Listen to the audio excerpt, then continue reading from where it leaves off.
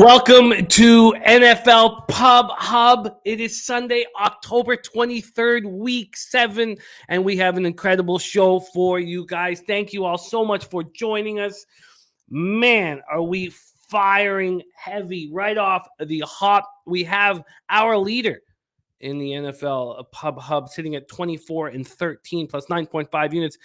Bobano firing us up. LJ from H-Town up second. And then Birdie, our guy Birdie, making his Pub Sports Radio on camera debut third.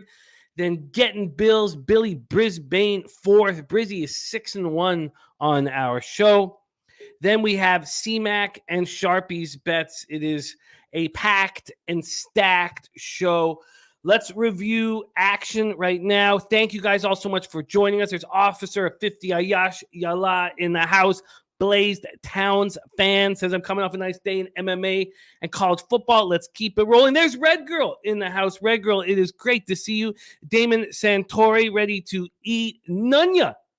Justin Irvin says, time to grip and rip. Bama boy ready to go. There is Mo Money. Mo Money. You see, Mo Money is in green because Mo Money is a member now of Pub Sports Radio. We have a membership thing that we're doing, and we'll talk more about that as the weeks go on. But there's Mo Money, and thank you for your support of the company Mo Money. CL, Craig Wood, Nathan Byer, Woo, RZA, Nuke Worker, Big Daddy Boom, CL, Harold Williams, Rodney M, Parlangel in the house. Is on my way to the Raider game. Boys trip, just me and my son. Oh, man, that is absolute heaven. Oh, Mo Money is Nate. It's Nasty Nate. Okay, sorry, Nate. I didn't. Brooklyn Funk Project says, greetings from Nova Scotia. We got Jarek White. Larry Garr says, 5-0 Cappers contest today. Tori Coker, Nutflush Allen. Zach Singleton. Zach Singleton says, best spread this week. We're going to go over all of the best bets. We're going to go over all of the possibilities here. Let's quickly review the situation for me. 50 and 27, 64.9%, up 20.5 units. ROI 26.62%, average line minus 110. But we got off to the spectacular start, and we've given a little back. I'm on the Bengals. I made 3 bets on Tuesday, and I made 4 more on Friday morning. On Tuesday, I moved on the Bengals minus 6. Green Bay, Washington under 41.5. By the way, that has gone up a half point in the last 2 or 3 hours.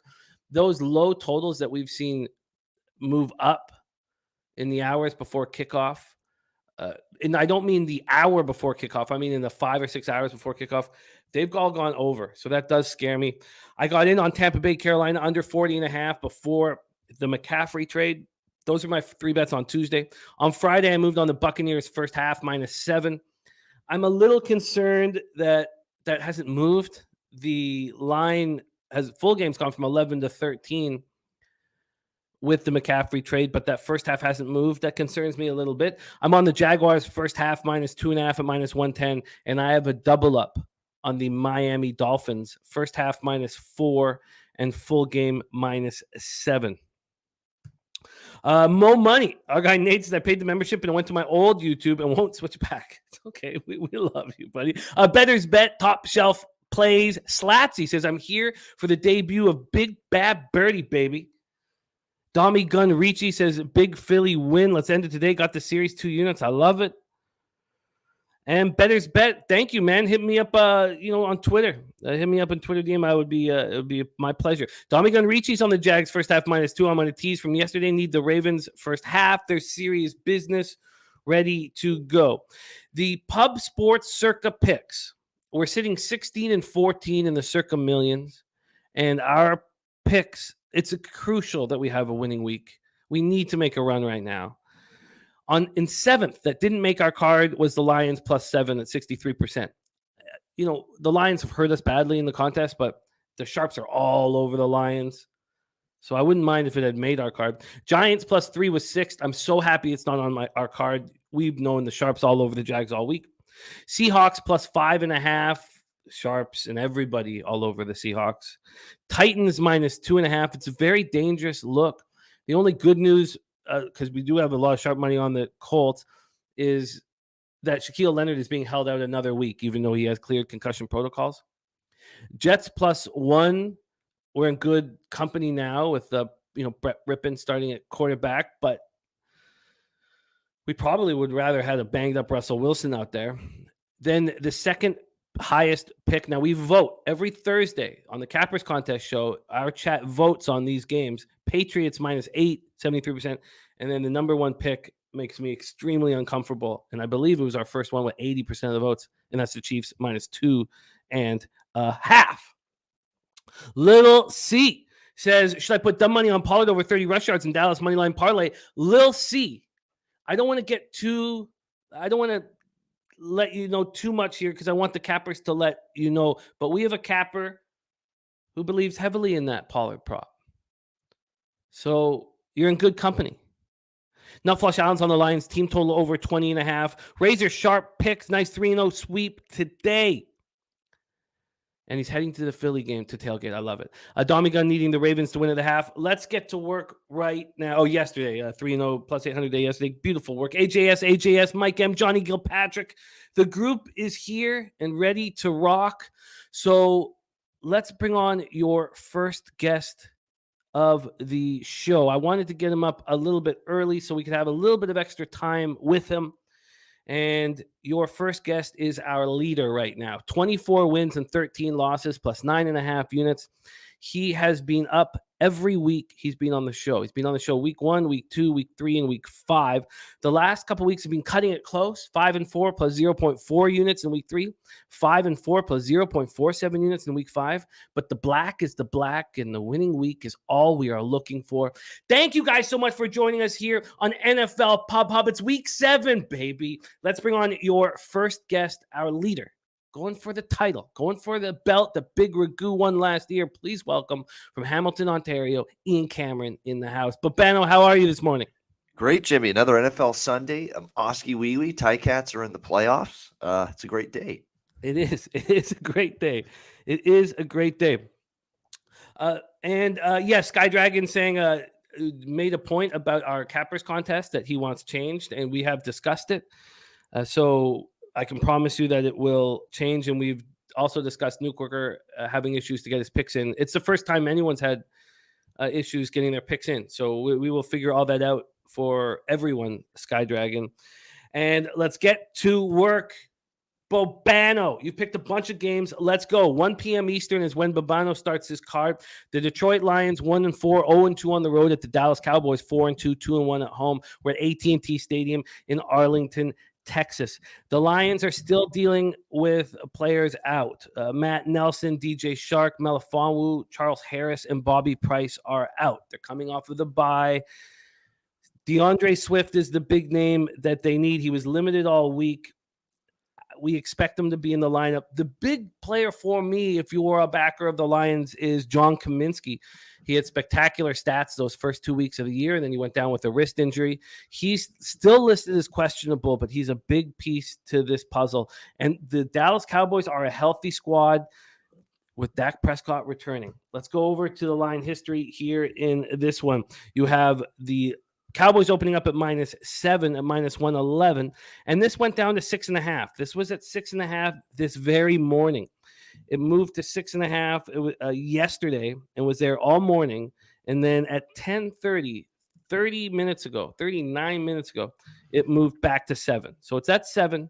From a totals perspective, it opened up at 48.5. It's now sitting at 49. And as I said off the top, the sharps are all over the Detroit Lions. 49% of the tickets and 86% of the cash is on them.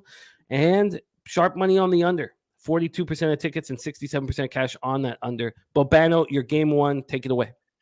Yeah, this is a go against the flow, go against the grain bet. We know Dallas has played well under Cooper Rush. Of course, Dak comes back today. But under Rush, they only lost the one game against Philadelphia. And people think Dak's back, everything's going to be fine. It could be true. And I think offensively, they're going to move the ball today because Detroit's got a terrible defense. So I actually have 2 plays on this game. I have over 48.5, which is at -112 at Bet Rivers. We'll go with that. I think you're going to see points in this game. You'll see a lot of Dallas points. You will. I mean, this is just a horrible Lions defense. And I honestly don't know if the bye week's going to help them a whole lot on that side of the ball. It's just been, other than, they get the pass rush going sometimes. And of course, Hutchinson has helped that. The linebacking core's weak. The secondary's terrible still. This is going to be probably a Dallas offense that's able to move the ball quite significantly here in this game. But I think the Detroit Lions off the bye week, I think you're going to see better from Jared Goff. And there's something that I want to point out. This can be obviously at Jerry's Palace here, AT&T Stadium, an indoor facility. Why do I say that? Look at Detroit's performances offensively this year. Every time they've been in indoor venues, a lot of them have been at home in Detroit. They've moved the ball. They've put up points. I mean, you look at it, home against Seattle, at Minnesota, which was indoors. They had a good day. Home against Washington, home against Philadelphia. They got outdoors on grass last game 2 weeks ago against New England. They got shut down completely. Jared Goff and the offense couldn't get anything going in that game. But now they're back in an environment that I think suits them a little bit better. You mentioned it. It looks like DeAndre Swift's going to be able to go, which is important. It looks like Amon-Ra St. Brown is going to be available to them, one of their best receivers, and that's significant as well. Off the bye week, I'm going to take Detroit here, plus the 7 in this game. Long term, the Cowboys are a disaster. We have bad news, Bobano, about DeAndre Swift. He is now not expected to be in the lineup. Oh, that hurts, but this is where it's a next man up mentality. He is obviously, this is still, I think, it didn't look like it against New England, all right? But this is still supposed to be a pretty damn good Detroit offensive line, right? So Jamal Williams, Craig Reynolds, they're the 2 running backs that are going to get the snaps now, that are going to get the carries. Step up, rely on that O-line, which is a pretty good run-blocking O-line, and we'll have to see here. And that's the thing for Dallas. We know their defensive fronts dominated it much of the season, but they're going up against a Detroit offensive line that, when they're right and they're playing well, they're the borderline top 5 offensive line in the NFL. And off a bye week, I expect some tricks, some gimmicks, maybe some wrinkles in the playbook offensively. So I like the Lions plus the 7. I'll stick with that, even with Swift not active today, and also over 48.5 in this game. Well, we've locked you in for the total at over 48.5. I will get you the best line I can find on the Lions plus 7. There's Lee Federchak, Astute Chaos, a great. You can use FanDuel or BetMGM. Both of them have plus 7, minus 110. So that's fine. I think we can get you even money on the 7. Oh. So I'll keep fighting. We'll move on to the next game for Bobano. 1 p.m. Eastern. New York Giants 5-1, 2-0 on the road at the Jacksonville Jaguars. 2-4, 1-1 at home. We're at TIAA Bank Field, Jacksonville, Florida. 76 Fahrenheit, sunny, 9 miles per hour. It's another week where Danny Dimes has to work with a decimated wide receiving core. It hasn't stopped this Giants team from succeeding. With the Jaguars, you have Shaquille Griffin, Jamal Agnew out, but all of the players that are listed as questionable, Marvin Jones, Fatukasi, Oluokun, Devon Hamilton, are all expected to be in the lineup. We have talked all week about the Sharps all over the Jags. We've also talked all week about how incredible Daboll, Kafka, and Wink have been with their adjustments during the game. We put all that together, and a bunch of us have moved on the Jaguars first half minus 2.5. I'm one of those people that's on that first half, but there's just continual movement towards the Jags, and that is coming back. It looks like, wow, look at that. It's coming. Oh, no, it's still there. My bad. So the Jags are at minus 3 at minus 108. I did see some 3.5s late last night, but we're back at 3. And from a total perspective, we have almost no movement, sitting at 43.5. So almost no movement at all right there at minus 104. And then we go over to the cash flow in this one, 110,157 tickets in, 49% of the tickets, 72% of the cash on the Jacksonville Jaguars, and then 64% of the tickets, 69% of the cash on the over. The comparison that was made on Tuesday was a ranked team, undefeated, going to play a 2-3 squad, and that 2-3 squad that's unranked is a 3-point favorite. Bobano, can you clear some guidance for us for Giants, Jaguars. How are you moving on it? The guidance is simple for me. I saw a 3.5 pop up at Betway this morning on the Giants. It's Giants at that number. I don't give two shits about spot. I'd stick the spot up your keister as far as I'm concerned. At 3.5, I'm not passing up the New York Giants at this number. Am I worried about this situation for the Giants? Yeah, a little bit. Remember, they played in London, huge win against Aaron Rodgers and the Packers. And then last week, rally back in the second half to beat the Baltimore Ravens. Tons of energy expended. Big-time victories against, well, we thought the Packers were a good team. We're not sure. We think Baltimore could still be a good team, but two pretty solid teams. And now you're going on the road. You're facing this Jacksonville team outside the conference. You know, it does feel like it could be a flat spot coming from a mile away. No question about that. But you mentioned it. This coaching staff's been great with second half adjustments. They've had a great second half performance pretty much every game this year, the New York Giants. It's why they've been able to win these games. And I can't get over the fact, too, that, you know, even if the Jaguars start strong, you know, if this game's close, and I still think it's going to be close, it's going to be competitive. Giants just hang around in games. Look at these two teams in terms of their ability to win close games. The Giants, every week, they've shown us they can win close games. They can make the plays on both sides of the ball to get victory. The Jacksonville Jaguars have not. You know, they spit the bid against Houston. Terrible home loss in a close game. They had the lead against Indianapolis last week. They couldn't hold on to it. Alec Pierce, the big touchdown reception from Matt Ryan. Colts come back and beat them in that game. You got a team that's proven they can win close games week in, week out. The Giants, team now that 2 weeks in a row has found ways to lose close games. The Jacksonville Jaguars. Now I can get 3.5 with the team that's winning those tight games and the better football team. Yeah, I'll take the Giants now plus 3.5. This was not going to be a play early in the week. I see a 3.5. This team I've been backing them all week. This is one of those plays, Jimmy, where maybe if you're not taking the Giants every single week like I have this season, maybe you lay off this bet. Now I'm not laying off it though. 3.5. I'm in. New York Giants. Now, minus 120 it. Oh, you can find a minus 120 right now? That way. Yep. Okay. Minus 120. The best I could find was minus 127. That way now in Ontario, by the way. Yeah. Yeah. Minus 124 Bobano on the Giants. Interesting. I can't wait to watch this game with all of the attention towards the Jaguars from the sharp money. I'm so interested in it. Our man, the big Ragu, last year's champion of the NFL Pop-Up, will be there live at the football game today. So will Jacksonville Zoe. And Ragu says the Jags' first half is the play of the week.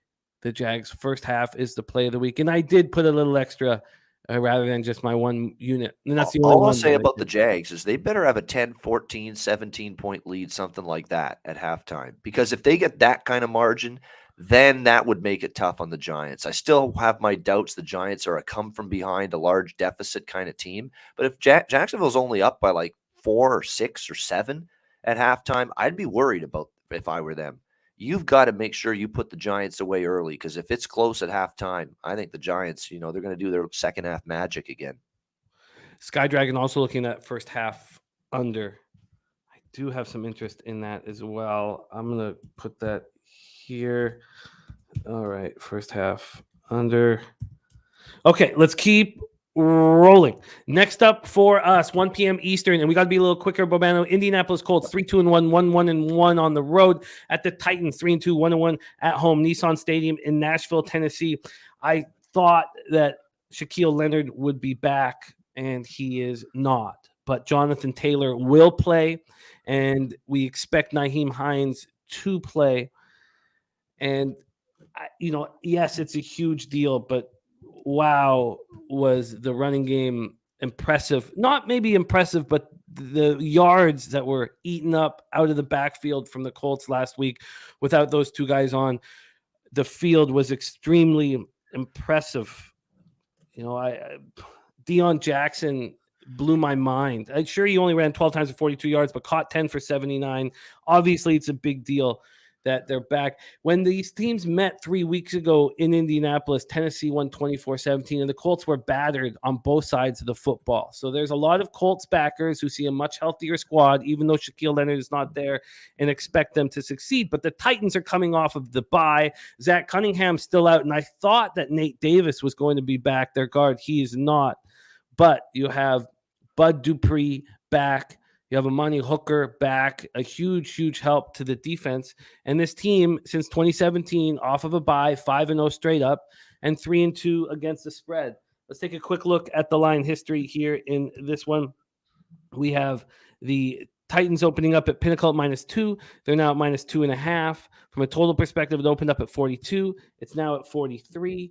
And when we take a look at the cash flow here, 47% of the tickets, 56% of the cash on the Colts, and 47% of the tickets and 65% of the cash on the over. And we've seen it move towards that over. Take it away for us, Bobano. Colts, Titans. Yeah, I have the Titans -128 money line at Cool Bet has that one.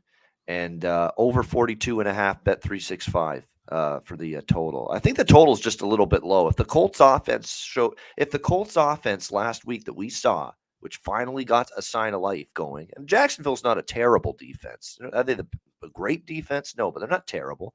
They moved the ball. The O-line blocked. The O-line protected Matt Ryan finally. Matt Ryan was given some time to throw. He looked like, Matt Ryan in his better days last week against Jacksonville. I think that's something they can build on here in this game, the Colts offense. I think Tennessee off the bye week, they should be able to move the football as well. Usually teams that are off the bye week, they've got a good game plan offensively. And to be honest with you, the Colts defense this year has been kind of disappointing. You saw them give up the 24 to Jacksonville. They gave up 24 to Tennessee when they played them at home earlier this year. The total was low enough, and I think both teams offensively good enough. It could get over 42.5. And I like the Titans here. You mentioned the track record of Vrabel and the Titans off a bye week. It's pretty good. So as long as and if you don't want to take the money line, you can lay the -2.5. I'd recommend that too. But I'm going to be safer here. Go money line -128 as well. You got both locked in. Let's move on to your next spot. The Atlanta Falcons at the Cincinnati Bengals. We're at Paycor Stadium, Cincinnati, Ohio, 72 Fahrenheit, sunny, 7 miles per hour. The Falcons are missing D'Alford and Jared Bernhardt, but they're a pretty healthy group. All of the question marks, and the big one was A.J. Terrell from the secondary. They're all in. We had question marks about the secondary. Everything seems to be fine from then. It's the Bengals who have injuries. Logan Wilson, Jeffrey Gunter are out. You have Stanley Morgan doubtful, so we're expecting all of them to be out. Jamar Chase and T. Higgins will play after being limited in practice. I moved on the Bengals. I got in at -6 on Tuesday night. It's now 6.5. From a totals perspective, it opened up at 45. It shot all the way up to 47.5. When we take a look at where the money is, it's 50-50 with the tickets, but 59% of the cash is on the Bengals. And look, the Falcons looked really good last week. But let's take them out of their, take them out of the indoor stadium that they so love and get them outside and get them against the Bengals, who still look questionable defensively, but are stepping up offensively. I was hoping that the issues to the Falcons secondary would still be affecting them. It doesn't look like it will be, but I'm still comfortable with my spot. How are you hammering this, Bobano? Falcons, Bengals. Yeah, I like Cincy as a team. Don't get me wrong, but what I look at is a team that when they face a team that's got everything going for them, and Atlanta certainly does right now, the way they're playing week in, week out. I mean, they've won 3 of their last 4. They've covered every game, 6-0 ATS this year. They've been right there in every game. Cincinnati, you take out the 27-15 win against Miami, which is the game Tua got injured, or Tua didn't play in that game actually at all. It ended up being Teddy Bridgewater. And then the Jets, before that, 27-12. Everything's been a struggle for Cincinnati. They lose to Dallas, they lose to Pittsburgh, they barely squeak by New Orleans, and they need a late score to win that game. They're not that kind of team. I say, yeah, let's lay big points with Cincinnati right now. They're not winning games easily. Atlanta's been tough every week. And the thing that I like about taking Atlanta here, I am on Atlanta here, plus 6.5, is that they've been in every single game. and they have not given up. They played 4 quarters. The Rams game is the one game where it looked like it had gotten away from them, and yet they kept on playing. They scratched their way back into that game, and that's what they're capable of doing. And the Bengals are not winning games easily right now. So 6-0 ATS, a team that's covered every number this year, getting this kind of points, I'm on them. And again, they've shown me enough that they're in every game. They battle for 4 quarters. I got to give Arthur Smith credit. He's done a nice job with this team. Mariota's played well. The defense has gotten a little bit better, and the Bengals' defense is most assuredly, as Remmo says in the chat, leaky right now. And that's not a defense I trust right now. Laying 6.5. I like the over as well. It's another double up. I like the over as well. Let me see what the best number is with that. It looks like 47.5 is the best we're going to get. Yeah, 47.5 minus 106. Bet Rivers with the over in this game. I think we'll see points. Cincinnati will move the ball, I think, on Atlanta's defense. Joe Burrow and that offense last week showed they're starting to get their chemistry and their rhythm going. But I think Atlanta against that Cincinnati defense, which kind of struggled, I think you'll see the Falcons have some success as well. So Falcons and over for me. Plus 6.5 at minus 105. Only 11 teams have gone 6-0 against the spread since 1989. And I think the fun ends. Bobano doesn't. There's our guy, Nasty Nate, a.k.a. Mo Money. I'm now a member of Pub Sports Radio. Look at that gorgeous star beside his name. Mo Money saying Patriots trifecta. We're going to get to that here shortly. Let's move on to the next spot on your card. Browns, Ravens, M&T Bank Stadium in Baltimore, Maryland, 62 Fahrenheit, cloudy, 6 miles per hour. A big pieces to the puzzle out for the Browns. Denzel Ward, concussion. Wyatt Teller, their Pro Bowl guard, calf muscle out. Joe Haig, concussion out. Those are issues. Now, J.K. Dobbins with knee surgery. He's going to be out 4 to 6 weeks. And then a bunch of players questionable here. And most importantly, Ronnie Stanley sick, Mark Andrews knee, Rashad Bateman foot. But we expect them to be in the lineup for this one. Let's quickly go to the line history. And there's been movement towards the Ravens. But it did, so it only a half point, opened up at -6, now -6.5. From a total perspective, it opened up at 46. It's still right there, still slightly juiced to the under. And from a cash flow side, we've seen the sharps on them all week. 60% of tickets, 70% of the cash on the Ravens, 52% of tickets, and just 27% of cash on the under. So sharps on the over in this one. Take it away for us, Bobano. Yeah, Ravens first. I know you're doing this with Miami. I can see on your NFL card today. I'm doing this same type of thing with Baltimore here. First half full game split for me, -3.5 and minus 6.5 with the Ravens here. Minus 3.5, minus it looks like 112 at Pinnacle is actually there's -110 at Win. We'll go with that, and -6.5, minus 105. We'll go with that 5 dimes. There we go for that. So Baltimore -3.5 first half, -6.5 full game. We'll do the split. And I think I have to split this up because we've seen now multiple games where Baltimore has blown games, blown leads, not gotten the job done in the fourth quarter. That's exactly why I'm splitting this up. But they should really roll this Cleveland team. They should be angry. They should be pissed off. That's what I hear. That's what it sounds like to me from John Harbaugh right through to the players. This is an angry football team that wants to inflict some, venom on somebody. That wants to take out some frustrations and beat the shit out of somebody. I think Cleveland's a team that you can beat the shit out of right now. I mean, this team's banged up beyond belief on defense. The offense, Jacoby Brissett, we're seeing he's not an NFL. He never was an NFL starting caliber quarterback, but we're seeing that now. It's just not been good. It's actually gotten worse from him. That Baltimore defense has struggled a bit this year, but I think they'll bottle up him today. And I think Lamar Jackson, that offense, will run wild against a defense that could not stop at all at any point last week. Bailey Zappi and the New England Patriots, who went up and down the field in Cleveland against that defense, which is suddenly falling apart for Stefanski. So I think this is a Ravens roll spot. Nothing more to be said. Let's keep rolling. We got to speed up here because we got a couple games left here. Jets, Broncos, Empire Field, mile high, 63 Fahrenheit, partly cloudy, and 20 miles per hour. When we looked at the weather on Tuesday, it was supposed to be a little warmer, 69 Fahrenheit, and less wind at 13 to 16 miles per hour. Now we have 20 and 21 miles per hour, and there's going to be showers around 5 or 6. That's the situation here in Denver. Moore Elijah Moore will not play. He requested a trade. He is out. And Jermaine Johnson, defensive end, did not practice on Wednesday or Thursday.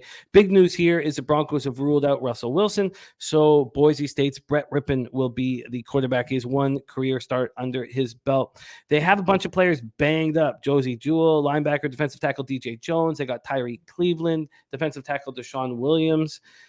Cornerback Kawan Williams, they've got issues. Caden Stearns has a hip issue, their safety. And let's take a look at the line history here in I already had it up. My bad. Let's get it back up here for Jets Denver. We've seen this huge move towards the Jets. The Jets opened up at +1, but they opened up at +2.5 and 3 before last week's big win over Green Bay. And now they're at -1. Interestingly enough, though, they did get up to -2. So they've gone back. So there's been a little buyback with Denver. From a totals perspective, it's gone from 38 to 37. Look, that's an extremely low total. Maybe this offense needed Russell Wilson to not be under center. From a cash flow standpoint, I know this is a little confusing with the quarterback change, but the Sharps are all over Denver. 36% of tickets, 66% of the cash. They were all weak. Did they expect Russell Wilson to be out of the lineup?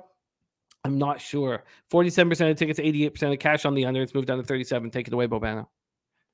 Yeah, I bet the Jets early in the week. I'm going to stick with the Jets here. I actually am one of the people that would have rather probably seen a struggling Russell Wilson at quarterback. I got to be honest. We don't know what Brett Rippon's going to do, but at this point, can he be worse?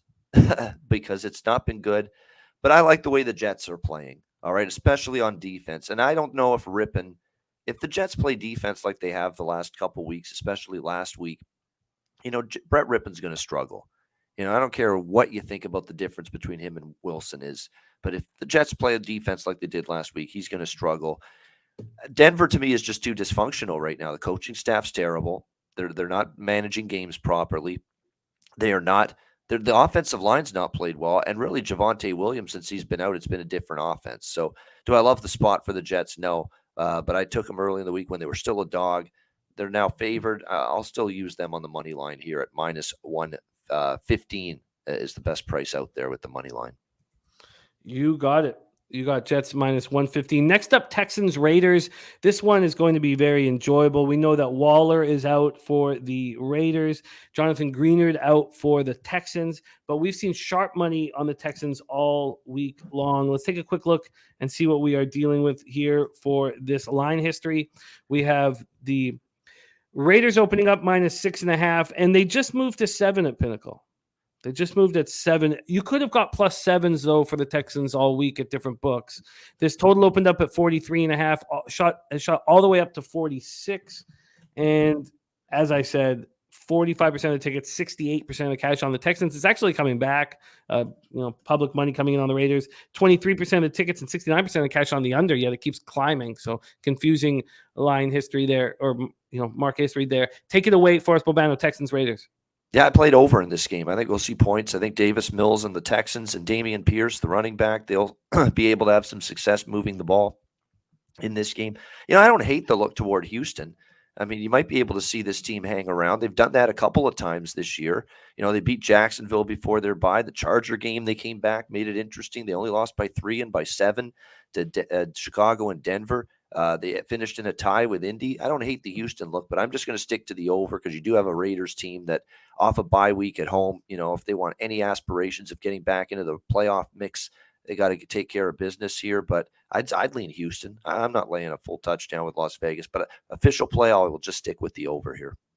Banana Boat Float, looking at the Daniel Carlson over under for points. I don't know if anybody's moving on kicking props, but let us know what you think of this spot. Over 46, yeah. I got over 46 -107. Can you beat that? Perfect. Yep. Okay, sweet. And then the final game on the board is absolutely fascinating for you, Bobano. It's Kansas City Chiefs and San Francisco 49ers. We're at Levi Stadium in Santa Clara, California. 66 Fahrenheit, sunny, 13 miles per hour. For the Chiefs, they're a real healthy group. It just looks like, even safety Brian Cook, who we thought might not clear concussion protocols, cleared it. Everybody's good. They have Dana and Thuney on the questionable spot, but it's, they didn't practice on Wednesday, but we think that they'll both be in the lineup. And this line moved because Nick Bosa, Trent Williams, and Jimmy Ward were not on the injury report Friday and will play on Sunday, not because of the McCaffrey trade. And that's what not everybody seems to understand. We think that McCaffrey will be in the lineup. They've tried to get him ready for a few plays, but I think people should pump the brakes on being able to have a handle on Shanahan's very complicated offensive system. Let's hear what you have to say. But first off, the line has moved very quickly over to the Niners. They're got down to +1, which is where they are right now. They opened, you could have got them +3 at the opening. Pinnacle opened it at 2, moved it to 3 quickly, which is strange for them. From a total perspective, it opened up at 47.5. It's now at 49.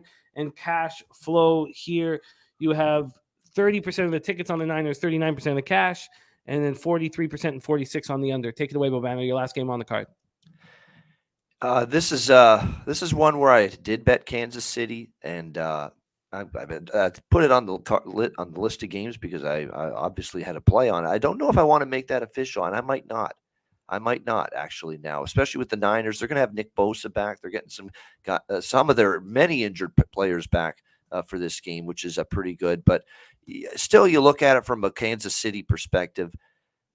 I will make it official with the Chiefs. They are pretty damn good off a straight-up loss under Andy Reid and Patrick Mahomes. I mean, you go back to how many times has this team lost more than one game in a row, gone on any kind of a losing streak? It hasn't happened very often. So I am going to go ahead with Kansas City here.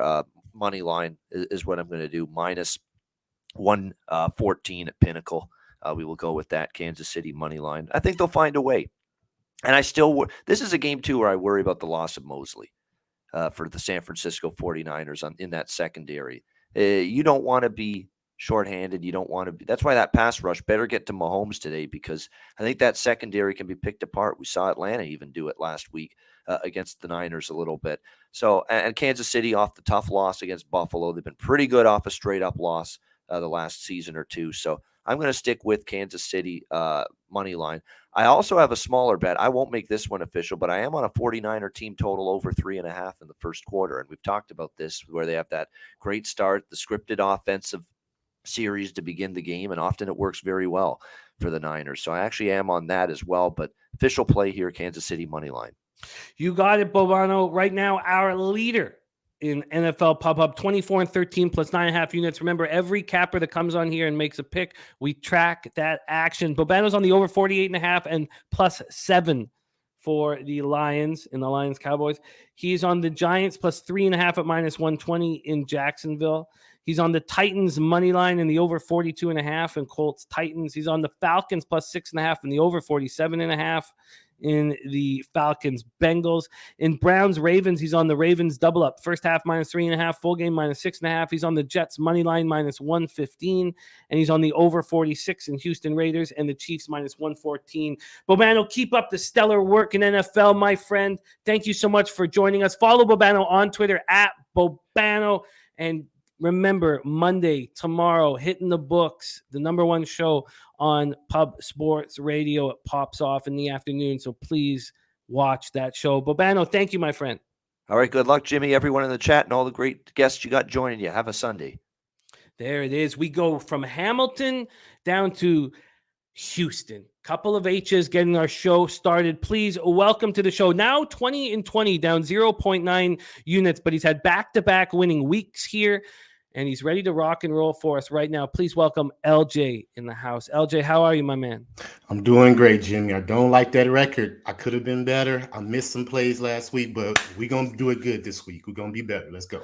Let's get to work, my man. You start. Now, I know you want to talk about Texans first, but we go in time-wise, chronologically. So we're going to start with the Colts, Titans, Nissan Stadium in Nashville, Tennessee. 73 Fahrenheit, partly cloudy, 12 miles per hour. We've already talked about the injury issues in this spot. The fact that is we wanted Shaquille Leonard back in the lineup. He's not. Either's Kwity Paye and Kiki Kute has been out for a while. The Titans aren't getting Cunningham back, but they are getting Bud Dupree and Amani Hooker back. Take it away. What's your plan here for Colts Titans?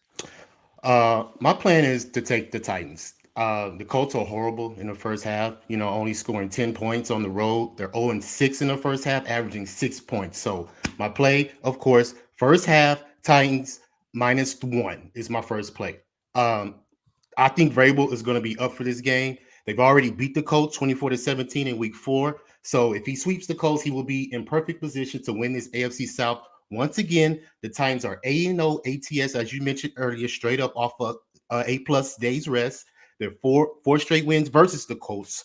And in the red zone, the Titans are very, very excellent. First in the league, 92% red zone possessions. And also 22 points at home. I'm going to take the team total over 21.5. Shout out to Nuff Lutch. He put it in the chat earlier. So those are my 2 plays on that. And also my prop, Derrick Henry, over 90.5 rushing yards, -108. He's averaging 112 yards in the last 8 games versus the Colts. Both of these teams are solid on defense, but the Colts are still missing some key players. So I don't think that they will be able to shut down the Titans offense. And they are coming off a bye, like you mentioned earlier. So I think the Titans will be ready to play this game. It is a divisional game. I am leaning towards the under, but I'm not going to make it official. I'm just going to stick to the plays I just told you. And I think the Titans win this game outright. So you have the Titans first half. We can get you a -0.5 at -112. Derrick Henry over 90.5 rush yards. What was the third spot? Titans team total over 21.5 -115. Team total over 21.5 -115. All right, my man, LJ, we move on. Your next spot, Browns, Ravens, M&T Bank Stadium, Baltimore, Maryland. We already talked about the injury issues. The Browns are suffering. We heard Bobano doubling up on the Ravens. How you playing this one? I'm with Bobano. I'm doubling up again. Ravens first half, -3.5. Full game, -7. I got +100. I don't know if you have that available, but my book, I got +100, man. And I'm on Lamar Jackson heavy today. Over 57.5 rushing yards, -114. He owns the Cleveland. I think they roll. They're 12-2 straight up in the last 14 games at home versus Cleveland. Lamar Jackson is 7-2 off a loss since 2018. 5 of those wins, he's covered the spread. I think the Browns have too many key injuries on their defense. You mentioned earlier. They're Pro Bowlers as well. The Ravens haven't given up a 100-yard rusher all season, so I think they're going to neutralize Nick Chubb. And I'm also on Mark Andrews again. That's Lamar Jackson's favorite target, over 5.5 receptions, -110. And I'm on his receiving yards, over 68.5, -109.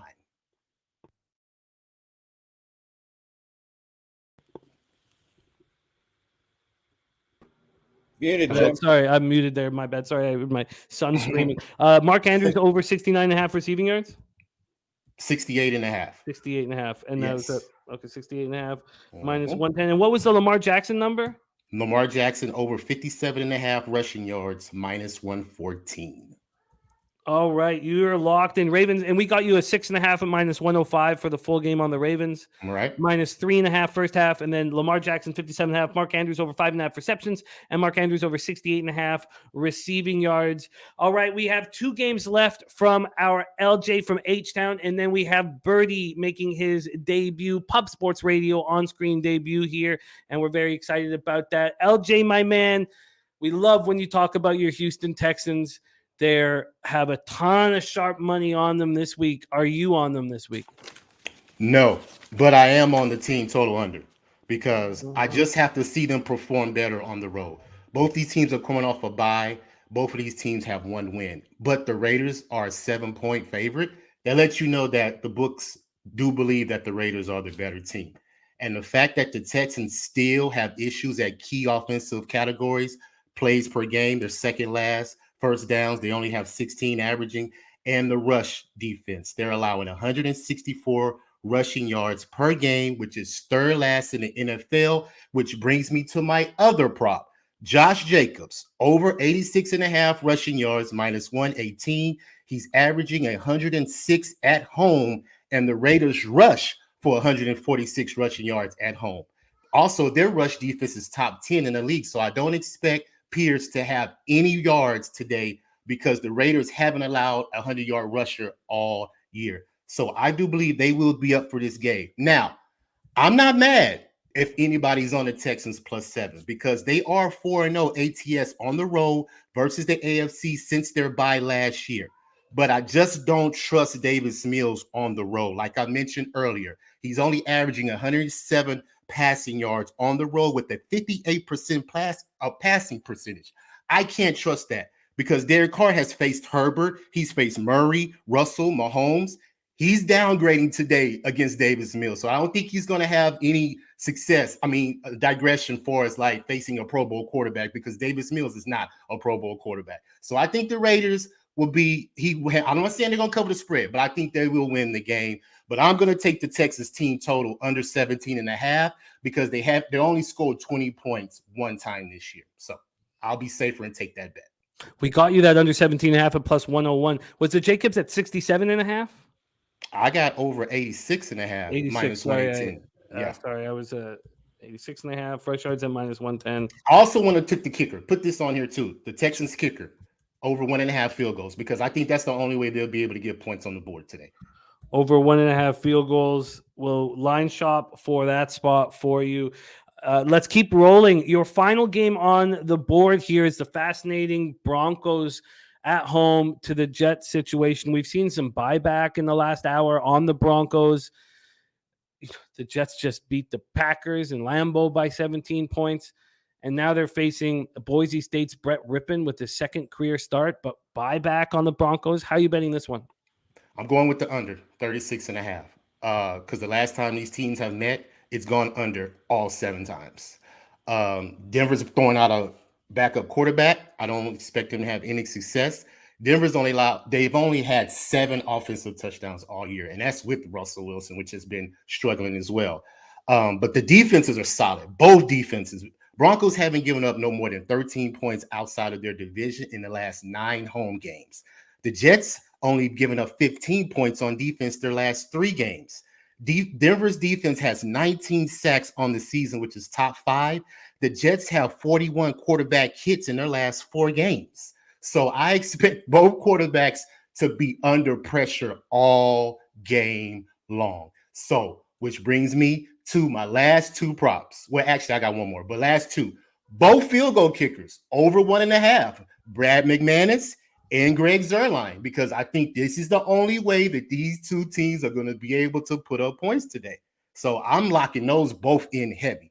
I got -110. I found another book that have both of these -110. You may can find another number in the chat. Anybody else can maybe find a better number, but I see the field goal kickers on the field a lot, and I see a lot of punting too, because like I said, both of these defenses are solid. You got it. McManus and Zuerlein both over 1.5 field goals. Let me grab that right here. You have the under. We can get you a 37 at -106, so you don't need to worry about the 36.5. Yep. That's available at Pinnacle right now. You have the Texans team total under 17.5 at +101. Jacobs over 86.5 rush yards at -110, and the Texans over 1.5 field goals. Can you find me the juice with the Texans field goal prop? Then we have Ravens -3.5 first half and full game -6.5. Lamar Jackson over 57.5 rush yards. Mark Andrews over 5.5 receptions, and Mark Andrews over 68.5 receiving yards. And then you have Titans first half -0.5 and Titans team total over 21.5 with the Derrick Henry over 90.5 rush yards. Derrick Henry has not really been himself this year. If it's the lingering foot injury or the amount of hits that he's taken, but it's interesting that you like this spot. At least he doesn't need to face Shaquille Leonard, who has been a problem, but he is averaging 81.6 yards per game and 3.9 yards per carry. That's his lowest since entering the league in 2016, but you're expecting a jump up. It's all about the matchup. It's the matchup. He owns this team. I love it. And did you know the field goals for Texans? I usually get it at -110, but if you can't find a juice, then just take it off. It doesn't have to count against the record. Well, we'll figure it out. I'll take a look for it. I have one more prop before we go. One more prop. Tonight. Tyreek Hill, over 80.5 receiving yards, -121, because he leads the NFL with 701 receiving yards. He's averaging 116 per game, which also leads the NFL. And Pittsburgh is third last in the NFL in opponents' passing yards allowed, averaging 312 yards allowed on the road. So he should have a good game tonight because Tua's coming back, and that's Tua's favorite target. Yeah, I think I need him to have a good game. I'm doubling up on the Dolphins. That was over 80.5 receiving yards. And what was the juice? Minus 121. Perfect. I got that locked in. Thank you so much, LJ, my man. Follow LJ on Twitter. He is a great follow. It is at LJ. Is it Sports Media? Yes, LJ at LJ Sports Media. At LJ Sports Media. I know you're heading down to the Southtown 101 today, Yes, the sir. headquarters of Pub Sports Radio.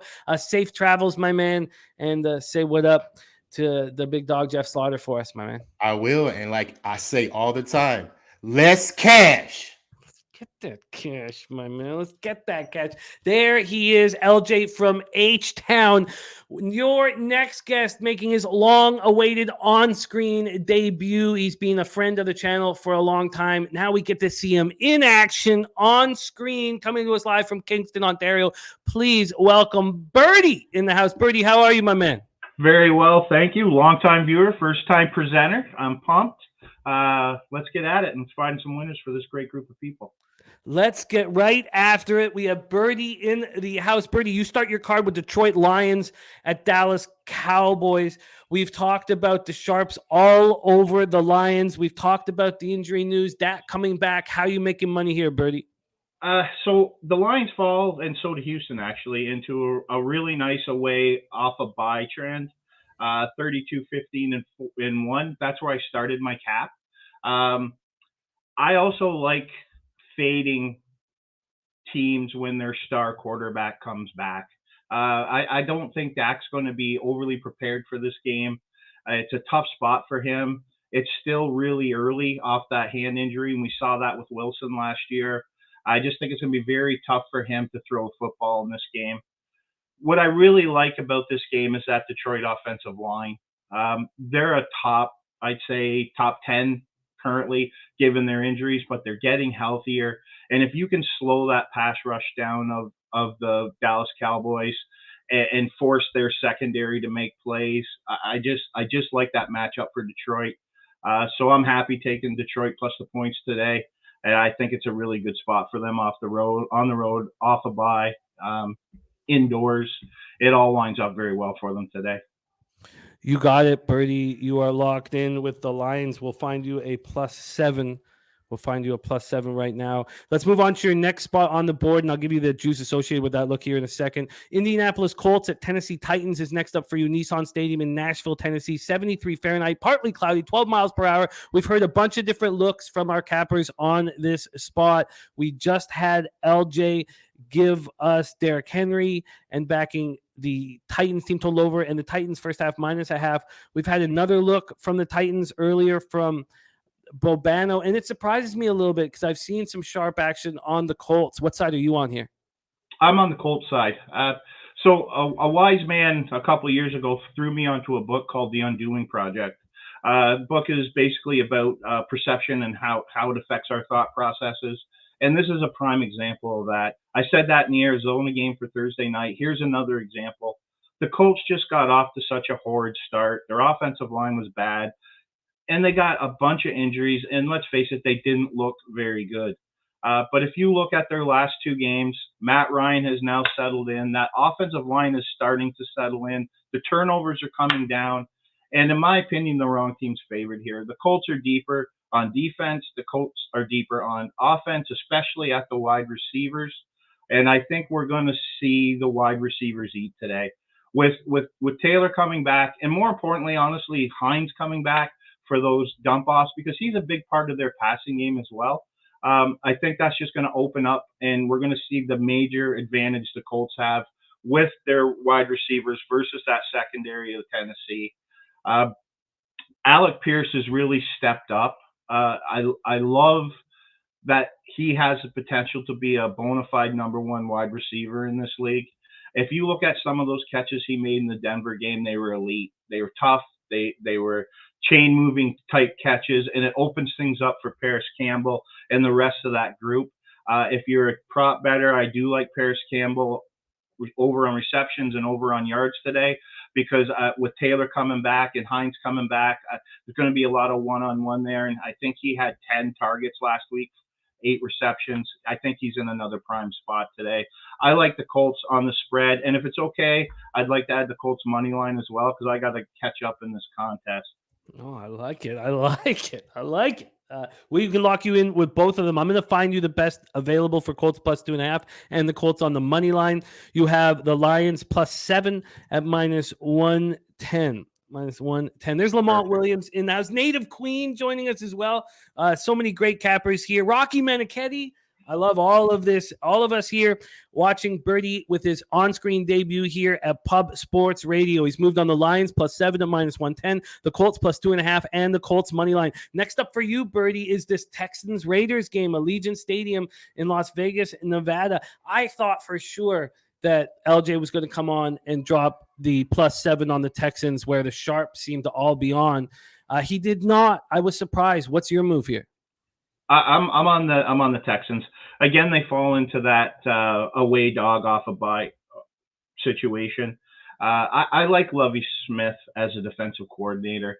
His defenses are always competitive, and they do have an edge in defense in this game on the road. And I heard LJ mention that the Raiders haven't given up a 100-yard rusher this year. Well, I think that's going to happen today. That Pierce kid is legit. He's special. Have a futures ticket on him at plus 16-1. I really like the way where that's trending. The kid is just special. And what he's allowing Davis Mills to do is utilize his wide receivers. And I think we're going to see that a bit more today.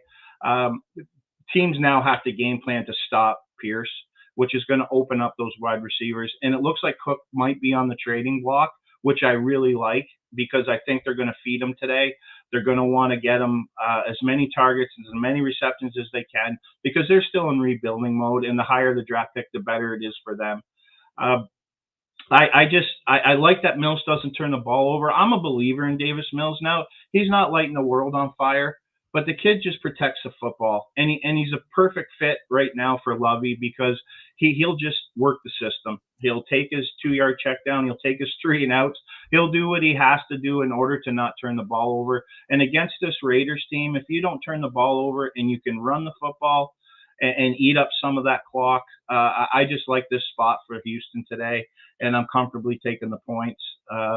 And now saying that, I do believe the Raiders are going to win this game. I just think the Houston's going to cover it. I love it. I love it. You got Texans plus 7 at minus 107. That's to go with your Colts plus 2.5 at minus 105 and plus 126 on the money line, and Lions plus 7 at minus 110. Back in these dogs. Next up for you is this wildly interesting Chiefs Niners game. All these moving parts. We know that the Niners are getting a ton of help back with Bosa on the defensive front. You got Trent Williams, a Pro Bowl Hall of Famer guard, returning. You have Jimmy Ward, who's going to be playing with the hand issue that he's dealing with. No Mosley's done for the year, but Christian McCaffrey will, we think, be in for some plays. We're not sure how long or how many snaps he will get. And we've seen the market move very quickly to the Niners. You've seen me back the Niners first quarter, first half countless times so far this year, but I'm not on this one. This one makes me nervous. How are you betting it? I'm betting the Chiefs. I've taken the Chiefs plus the points. I think this is an overreaction. Listen, the 49ers I'm really high on, and they're a really good football team, and I think they have a legitimate chance at winning the Super Bowl, especially or at least come out of the NFC. Their defense is elite. When healthy, probably the best group in the National Football League. Them and Denver, I think, are the most complete from back to front. But they've just experienced so many injuries right now. And coming back off that 2-game East trip hasn't necessarily been productive for them. They're 0-4 the last 4 times they've done it. When you're 2 weeks away from home and a lot of male bonding, when you get home, there's a lot of to-do lists that need to get done. And I think that's a factor here for them. And honestly, I love the McCaffrey pickup. I like it for both teams. It didn't cost the 49ers anything. They were all compensatory picks from losing coaches, and they have a ton of 3rd and 4th and 5th round drafts. Thank you, Chris, for throwing that out there earlier, and I appreciate that. It just, the reality of it is it didn't cost them anything to get them. He's going to be a big piece when he's back and healthy. But today it's a distraction, man. There's no way you can get traded into a team on a Friday and be on the field on a Sunday. It's just too big of an ask. And the reality of it is that's going to be where the focus is right now. It's probably where the focus has been since the trade. Long term, love the 49ers. Today, it's just, to me, it's a horrible spot, and I like the Chiefs. You got him. Chiefs -1 at -106. Would you prefer that than the money line, which was, I think, at about -114? Yeah, I'll take the -1. -1 at -106 for Birdie. We move on. Next up, and Birdie, you're getting a lot of love here in the chat with this great analysis. We also have Mo Money and Millsy, members of our Pub Sports Radio membership. Thank you guys for doing that, and thank you for rolling with us. MDR24 looking at Jimmy G throws a pick 6 for a big score. He is also on Kansas City. Cheshire Cat says, can you believe you can get -1 on the Chiefs? I can't wait to watch this game, but we have not had anybody come on the show so far and say the Niners. So if you're sitting there with a Niners ticket, I'd be nervous about it. You've already given us, so it's parlay time here for our Birdie. He's given us the analysis on the Texans +7, but he likes the Raiders to win that football game. So Raiders money line is half of a parlay, and the second half is the Tampa Bay Buccaneers, Carolina Panthers at Bank of America, 70 Fahrenheit. It is sunny and beautiful out here. We know that there is no McCaffrey. It's going to be PJ Walker at quarterback with Jacob Eason backing him up. And Elfine missed his 3rd straight practice. That is a problem for this squad. You have your 3rd string quarterback and you don't have your starting center who has a hip injury. This is bad. We also talked about a lot on the Tuesday show about the yards that McCaffrey put up. I believe it was 158 yards he put up rushing and receiving, and the team only put up 203, and that was the most yards, a percentage of yards a single player has put up for a football team since 2003, and now he's not there. I moved on the first half with the Buccaneers. I couldn't believe it. I didn't move when the full game moved to -11 from -11 to -13. It still hasn't moved. And now it makes me a little nervous. Let's just go over the line history here quickly and the cash because we've yet to talk about this one. This one opened up at Pinnacle at -10. It's now -13. Let's just quickly take the first half look. It's still at -7. Why would it not be moving? It makes me so uncomfortable. From a totals perspective, it opened up at 41. It's now at 39.5. I got in at 40.5 on the under. And when we go over to the cash flow here on this one, we have 98,783 tickets in, 72% of the tickets, 75% of the cash on the Buccaneers. And then you have 52% of tickets and 91% of cash on the under. Birdie, what is the second half of your parlay that's tied to the Raiders money line? I'm taking the Bucs first quarter. The Panthers are a mess. Every time you turn on the TV, someone else is getting traded. Someone else is. Burns didn't practice all week. He's going to go, and that's a big piece. There's a difference in tanking and competing and just all out, just a clusterfuck. Sorry for swearing. And that's what we got here in Carolina. I heard an interview with one of the Panthers players last week after Rule got fired, and he actually said that he went into the room the day after it happened, and his message to the team was, try to play as good as you can so you can get traded. And when I heard that, the Panthers are a total stay away. I took the bait last week, and it was silly, stupid. But there's no way my money's ever going on the Panthers the rest of the season. To this point, I don't think something miraculous would have to happen in order for me to put my money on the Panthers. I just like the Bucs. Even if they win the first quarter 3-0, it's enough with the money line. And tying it to the Raiders money line, we've got a 7-point middle in that game now. I just think there's too much value not to try to get a little extra money on that Raider Houston game, to be honest, because I do believe the Raiders win and Houston's cover. I think it's a great spot. And let's face it, the reason why this line isn't really moving, it moved and then stopped, is the Bucks are in trouble as well. For all you folks in this chat, that if you've ever been through a divorce, it's really tough. And we look at Brady as this guy that can just is larger than life and just tune out everything. We're seeing that's just not the case. And the reality of it is Brady likes to work from the middle out, and Gronk's not walking through the door. And unfortunately, the game, the way that Tampa has to play the game now isn't conducive to how Tom Brady likes to quarterback and execute an offense. And I just think the Bucks are in trouble. They're always going to be competitive because they've got a really good defense still.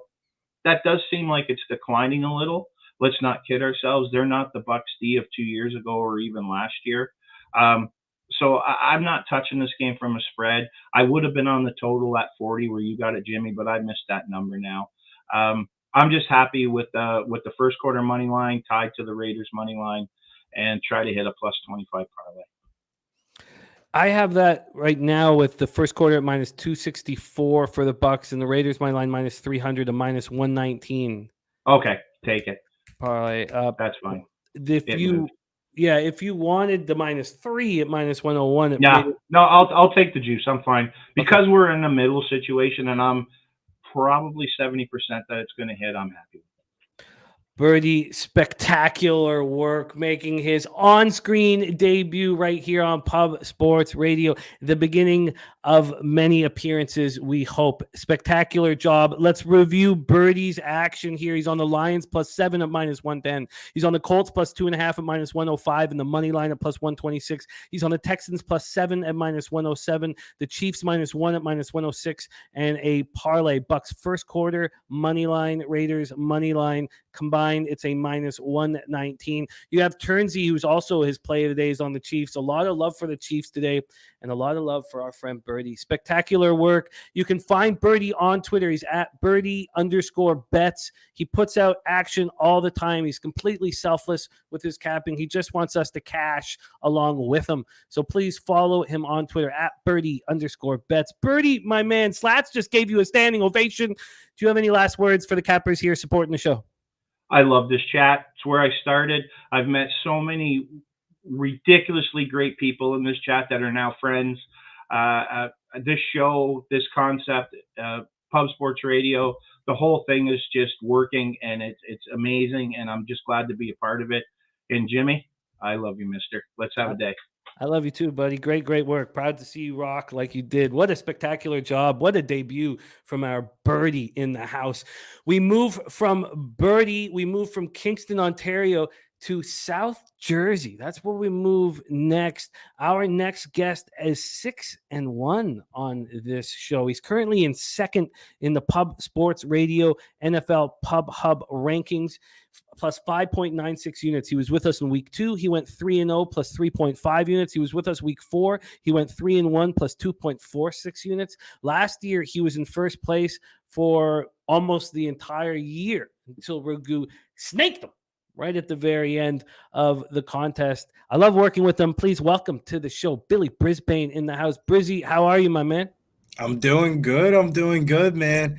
Man, time to be here, and best time of year for sports fans. Well, you have been excellent this year, so let's keep the cash coming in. We didn't have him last week because he was at the Mohegan Sun Casino, spending over a week in the casino doing your thing. Let's get to work right now. You start with Browns Ravens. It's been nothing but Ravens love here, and I feel like, Birdie brought up the Undoing Project, the book I just absolutely love and want all cappers to read. I feel like I've made a mistake here. I lost on the Ravens first half last week. I could have got the 3. I got in late on the 3.5. I could have paid for the 3. They completely dominate the first half, and only are up by 3. And then they end up losing the game, and it's clearly I've got a bias in my mind, and I should have been on the Ravens, I think. Maybe it's not too late. How you betting this, Brizzy? Browns, Ravens? Yeah, I'm not going to overthink this one. Mari Cooper has been elite this year with Jacoby Brissett, over 54 receiving yards at -110, double-digit targets in 4 out of his last 6 games, and a great matchup versus the Ravens secondary, who's been getting thrashed in the receiving game, allowing 198 receiving yards per game. I think Amari Cooper goes over pretty easily, and expect this one to be a shootout here. Over 54.5 receiving yards at -110 for Amari Cooper. He's been excellent this year, and he's such a big part of the reason why they're able to move the ball on the ground, which they're going to have a more difficult time today with Wyatt Teller and Joe Haig out. Do you have any concern that Pro Bowl tackle Wyatt Teller is not going to be in the lineup for the Browns? No, not really. I mean, if I was attacking this from a rushing game, yeah, but I think Amari Cooper is going to get loose today. All right, we are rolling. Our man Brizzy 6-1 on the show in player props. Cooper over 54.5 receiving yards. Next up, we head to Dallas, to AT&T Stadium in Arlington, Texas. We've talked about this spot. We heard Birdie on the Detroit Lions. I believe Bobano. What did he was involved in this game as well. Swift's out for this one too. He is out. Both of Bobano and Birdie are still on the Lions +7. We know that the Sharps have been on the Lions all week. I guess a lot of us were expecting Swift to be back, but they're coming in off the bye. They moved to 6.5, and the Swift news has turned it back to 7. Brizzy, what are you doing here? I'm going to attack this one in the rushing game. I'm taking Tony Pollard over 37.5 rushing yards. Detroit allows the second most rushing yards in the league, only trailing Houston. Pollard has seen 8+ carries in 5 straight games. He's been more of an efficient runner compared to Zeke, averaging over 5 yards per carry.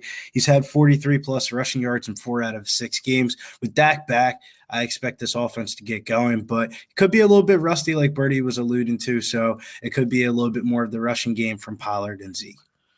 Tony Pollard over 37.5 rush yards there. Let's move on to your next spot on the board. It's the Texans Raiders. We've talked a lot about this game. How are you making money on it? Yeah, this one was the easiest pick on the board for me, man. Josh Jacobs, anytime touchdown, -145. Usually don't like taking juice on running back touchdowns, but this one's here for the taking. Jacobs is in one of the best spots on the board this week versus the Texans. Last 3 weeks, he's seen 18, 33, and 26 touches for the Raiders. He's been more involved in the passing game as well, finding his stride this year with back-to-back 100-yard rushing games. I think Josh Jacobs finds the back of the end zone. You're getting high praise from our Sky Dragon. Says, think Brizzy is the only one I've ever tailed on a player prop. Doing it again today. That's from our man Sky Dragon, aka Dennis Garcia. We move on. You got Jacobs anytime touchdown. Up next is Chiefs Niners, Levi Stadium in Santa Clara. We've talked about this game and very interesting. So many moving parts. How are you making money on it? This is one of the most narrative spots on the board. It's National Tight End Day. You know where we're going with this one. Travis Kelce, anytime touchdown -105. How would you not play Travis Kelce on National Tight End Day? He's had a touchdown 10 out of his last 12 games. He will continue being a target haul in this offense and score today. You've got it. Just letting C-Mac know that he's up and in business. National Tight Ends Day. What was the line? -105 anytime touchdown.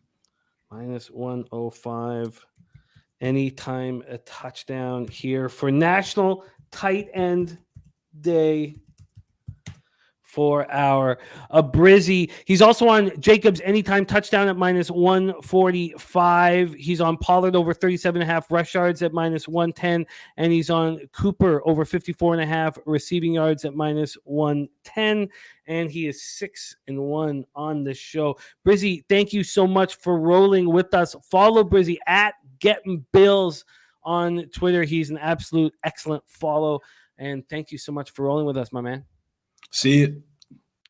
There he is, Brizzy. While we wait for C-Mac to jump on, we have a chance to review all action here. So let's do that. We have Bobano on the over 48.5 in Lions Cowboys and the +7 on the Lions. We have Bobano on the Giants +3.5 And that was a spot where our Dennis Garcia is on the under, first half under, and I find that very interesting. I may move that on with that on my move on that myself.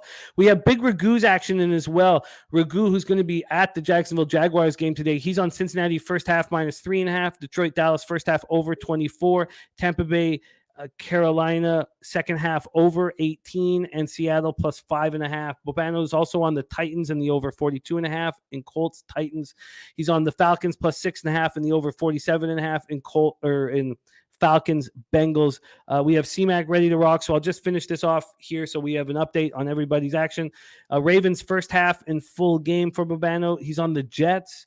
He's on the over 46 in Houston Raiders. He's on the Chiefs. We've got a lot of love for the Chiefs here. LJ from H-Town's on the Titans first half -0.5 and the team total over 21.5, and Derrick Henry over 90.5 rush yards. He has a double up on the Ravens. A ton of love for the Ravens. Texans team total under 17.5 and over 1.5 field goals, and Josh Jacobs over 86.5 rush yards. He's on the under 37 and over 1.5 field goals for both McManus and Zerline in Jets Broncos. We have had a couple cappers in the chat talk about the wind issues there and how you got to be a little careful with that spot. He's on Tyreek Hill over 80.5 receiving yards. Birdie made his first on-screen appearance. Lions +7, Colts +2.5, Moneyline +126, Texans +7, Chiefs -1, and he has a Bucks first quarter moneyline, Raiders full game moneyline parlay at -119. And then we just had Brizzy rocking with us. Cooper over 54.5 receiving yards, Pollard over 37.5 rush yards, Josh Jacobs anytime touchdown, and we have the tight end look that I've got to go over quickly again. My note taking was poor there. But let's move on to our next guest right now, coming to us from Las Vegas, Nevada, the heartland of gambling. Please welcome to the show, Connor Mack in the house. C-Mac, how are you, my man? I'm good, Jimmy. I'm a little ragged today after these wild Saturdays. Crazy to Sunday. Man, by Monday, I'm done. But we're back in a new week hitting the books. But let's get to work today, my man. Thank you for fighting the good fight to be with us. It means a ton. You had a great week 4 with us after a tough week 1. And then last week, so you after going 0-3 in week 1, you would have been in the black here if Mahomes hadn't have thrown that pick. All you needed were 3 more rush yards, and you'd be sitting here healthy in the black. I know the black is right in front of you here, and you really should be there. So I'm excited and thankful to have you rolling with us right now. You are on a similar look from our guy, Brizzy, and I love this. I don't hesitate away from this. I want our guys in the chat to know that we have 2 excellent cappers on the same look. So I love it. I have no problem. Take it away. Talk to us about your prop on Lions Cowboys. Yeah, let's get right to it. I know it's crazy, me and Billy. Well, we think alike here because this Lions team, I just want to feast off them. Basically dead last. Seahawks are right there, their defense against the rush. And I don't mind Ezekiel Elliott. I think he gets his as well, but you're going to hang Pollard there. I got 35.5 last night, -105 yesterday. I mean, he's clipped this all but 2 games, and kind of those games were just throwaways. And when he doesn't get it, he doesn't get it. He's had 13 for 105, and basically he's going to get 10, I think 9 to 11, 12 rushes. So he's been money. Last week, 11 for 44, 8 for 86 the week before that. This should be a cakewalk. This takes 1 bust, I think, for him. Pollard easily gets it, and I think Zeke gets it as well. But why not take, they probably split carries. Why not take a guy who's getting 20 less than Zeke at 35.5? So I'm on his over there, rush yards. 35.5 rush yards. You got in at -105. You're going right back to the table for a running back here. Colts, Titans. And this is an interesting look because he's not being spectacular this year, but you're expecting a big day from a running back in Colts, Titans. Take it away. Yeah, he struggled early on in the year. I thought right before the bye week, he got right. He had 114 versus Indy, and then he had 102. That's Derrick Henry, over 87.5, -113. I think he eats. I want this big guy rested. I think he's ready to go. He's obviously has some things he's going to break. Eddie George, some records, touchdowns. I know stuff like that. So you could look that way. Prices wasn't good enough for me. But I think he's back. I think he's averaging about 80 rushing yards this year. He's been a little bit slow out of the gate, but he owns this Colts team. I think you get 100 out of him today. So Derrick Henry over 87.5. I like the look. We did discuss his struggles on the Tuesday night show and briefly here today. In struggles, I mean, the only reason why it's a struggle is because he's such a spectacular running back. Other running backs would love to struggle at these numbers, which he is hitting at right now. He is averaging 81.6 yards per game and 3.9 yards per carry. The 3.9 yards per carry is the lowest since he entered the league in 2016. And it's gone up. Matt Stoney says, to 88.5. So we have both C-Mac and LJ looking for Henry to make moves here. I'm so happy that you're talking about this next game, C-Mac, because nobody else is. And there are a couple games that haven't been brought up that I wouldn't mind throwing at you and getting a quick take on. But let's talk about Green Bay Packers at Washington Commanders. Packers are 3-3, 1-1 on the road, and the Commanders are 2-4, 1-2 at home. We're at FedEx Field in Landover, Maryland, 65 Fahrenheit, mostly cloudy, 7 miles per hour. We have Randall Cobb going to be out for a while. Christian Watson also out. So you have 2 receivers out of a weak receiver group, and offensive lineman Jake Hansen dealing with a bicep injury. So, the idea is, will they be leaning on their running backs in this spot? For these Commanders, Dynami Brown with the groin injury. You got William Jackson with a back injury. Logan Thomas with a calf injury. Carson Wentz and Jonathan Williams out. And then Samuel Cosme, a hugely important lineman, out with a finger. Not out. He was limited all week. So they're hoping that he will be there, but it is an issue that he's having. And then Dotson with a hamstring injury, questionable. Let's go over quickly to the line history, as we've not talked about this spot. We have Heineke coming in at quarterback for Wentz. Line history-wise, it opened up at -4.5 for Green Bay at Pinnacle, but it quickly went up to -5.5. The announcement of Heineke and the Sharps on Washington, it's all changed. It's now at 4. From a totals perspective, it opened up at 42. It's now at 41.5. I'm on the under 41.5, but this was at 41 at Pinnacle this morning, and it's now at 41. Looks like there's late money right now, a little bit on the over. Well, a little bit. That's what you know what, C-Mac? Every time I've been on a low total and it's gone up a half point, it's gone over, and I've lost the bet. So when I saw it at 41.5, I was immediately like, oh, God. Are you on Giants, real quick, Giants-Jags, the under? Because that was the one I know a lot of people like. That's moved, too. Has it moved up? Yeah, it's moved to 44, and there's tons of over money. Okay, well, good. Thank you for telling me that, because I was talking about maybe moving on that because we have Dennis Garcia on the first half under, and I was like, I think that makes sense because I'm on the Jags first half. Okay. So thank you for mentioning. This is all extremely helpful. I've not added anything, and that was close to the only thing I was going to add. Let's talk about where the cash is in this one. We have in this Packers Commanders 121,871 tickets in. You have 37% of the tickets and 75% of the cash on the Washington Commanders. 51% of the tickets and 77% of the cash on the under. But I told you that half-point move scares me, and we've seen this Packers defense look poor. Look, bottom 10 in the league when we thought they would be elite. Take it away. You have 3 different bets on 2 different player props. So, and I'd like you to touch on side and total as well. However you want to handle it, take it away, my man. Floor is yours, Packers Commanders. I'll hit the props first. Yeah, Big Daddy Boom. Shout out to the chat, by the way. All our guys in here. I forget someone mentioned it. Leo, yeah, Pierce, I think his yards is very good. And this is ugly. Yeah, I think the points are valuable. Let me get into player props real quick. I like Aaron Jones. We talked about Aaron Rodgers has got his receivers out. Lazard's obviously number 1, but he's not a number 1. He's going to get targets today. So's Tunyon. He had 10 last week. His over 3.5, I think, is pretty juicy as well. It's just -110. I think he gets that. That was staring at me all morning. With all these receivers out, I don't know if Sammy Watkins maybe plays, but there's nobody else. Got guys on the IR and out.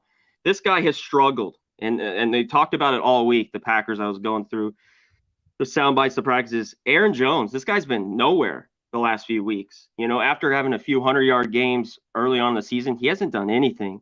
He's got to get going. He has to have, I think, 15 carries in this game. And I think he'll have 3 or 4 catches as well. You can look at Dylan, both those guys. But he's got to get going. I saw his 55.5. I think it's a breakout game. Washington, 25th in the league. They give up 131 yards a game. I think they can run. They got to protect Rodgers here. He doesn't have the weapons. They got to hand the ball off and let him eat here. I think he gets over 55.5. It's been way too long. He has a touchdown since week 2, I think, with the Bears. I didn't see a lot of value, you know, with running backs. All these guys are all minus 120, 140. You got to look receivers. This was the lone one. Got 120, I found. Aaron Jones, anytime touchdown, plus 120. I jumped on that as well. I'm on both those in this game.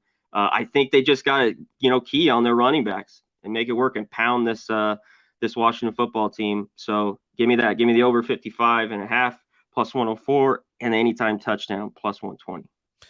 The looks make perfect sense. They make perfect sense, especially with the depleted receiving core. And what did everybody say after that Giants game? Why weren't you hammering Dylan and Aaron Jones? Everybody said it. He's got to be thinking it, Aaron Rodgers. LaFleur's got to be thinking it. Remember, this is the first time LaFleur's lost back-to-back games in the same regular season since he started coaching. This is a fascinating game. If I gave you a free bet on a side right now at 4, who would it be? It's so ugly. It's Washington. I can't believe I'm saying this after, I had them that game against the Titans, Wentz through the pick. I was that guy. But I would be on Washington here. I think Heineke gives him a shot in the arm. Let's get to that side of it real quick. I think Washington can do a little bit. This Packers defense has been pretty good. You're going to look at it. This is why I'm getting my next player prop. They've been very good against receivers but not the last few weeks. And our guy, Terry McLaurin, has done very well. Last year, 7 catches, 122 yards. I think he eats here again against the Packers. And like I said, they've had success against wide receivers, this defense. But I don't think so today. And another thing, Heineke, with Wentz, 15%, almost 15% targets, with him. It was 25% last year, Terry McLaurin. They got a little connection, Heineke and him. He's going to get the rock today, and his catches were 4.5 plus 105. That might get there because he likes this guy, but I think he catches a long one. I'm on his over 53.5 receiving yards here. Lastly, last prop real quick, Jimmy. I looked at Heineke, his rush yards. It wasn't good enough. It was 14.5. He was pretty good scrambling. It was minus 120, and I think that's even gone up some spots, probably 15.5. He probably breaks one, but I looked at that a lot today, but I'm going to stay off. But give me McLaurin. I think Heineke. This is the guy he's got to go to here. So give me it to me, over 53.5. You got it, over 53.5. Okay, the main game I'd like you to talk about here is the Sunday night live bet game here on Pub Sports Radio. This game hasn't been used by any of our cappers, and it's starting to make me nervous. Pittsburgh Steelers and Miami Dolphins, they're 7.5 now on the board for the Dolphins. And from a cash point perspective, it's a 50-50. Like at one point, the sharps were all over the Dolphins. It's come back to the Steelers, but it's moved to 7.5. This is the lone game that I've doubled up on. I actually, not quite a 2-unit bet, but I've gone 1.5 units on the Jags first half. But I've doubled up on this first half and full game, and I'm starting to get nervous. Should I be nervous about my look on Tua and the fish? A little bit. I mean, it's moved to the hook, though. You're going the right way. I want nothing to do with that football game. I mean, good luck to you betting it. I mean, shit. I mean, Pittsburgh, how good they looked. I don't think, Trubisky, I just don't see him on the road doing well. So I think you're right, but you need an 8-point win. I think you're on the right side in that Dolphins game. But yeah, good luck. Well, you did finish with you think that I'm on the right side. That makes me feel a little better. We haven't had, it's almost time for Sharpie to jump in here, but we haven't talked also about the Bears Patriots tomorrow, and that's our tomorrow night's live bet stream here. It's so interesting, and I was waiting for Pinnacle to move. It was so strange because it was nines. There were nines everywhere, and Pinnacle was still at 7.5.